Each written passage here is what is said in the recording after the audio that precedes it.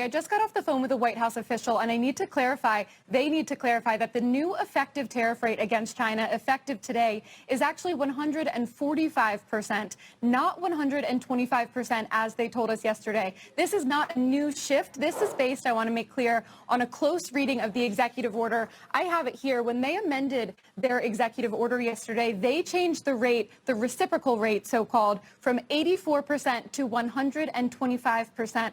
But that comes on top of the fentanyl rate that was already in place this term of 20% against China. So a White House official confirmed to me it is correct to add those numbers together, making the new rate that President Trump has added in tariffs against China so far this term to 145%. A big jump there from where we thought we were even yesterday and the start of the week as well. These numbers just keep increasing. And as you guys know, you do have to add that 145% to any tariffs that were already in place before President Trump took office this term. That's the Section 301 tariffs from his first term, as well as anything else that was already in place at baseline. But now the new rate, when you add all these figures together, for this term that they've added against China is 145% on Chinese imports. Guys? Megan, a very important clarification. Thank you for that. It does make you wonder, yeah, because I think the broad assumption was 125% included, perhaps, the 20% already from fentanyl.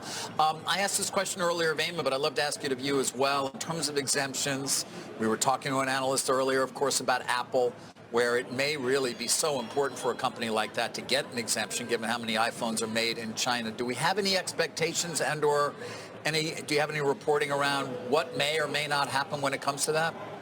The best that we know is that the president said yesterday he was willing to consider some exemptions for some companies, but he didn't want to give any specifics on what it would require.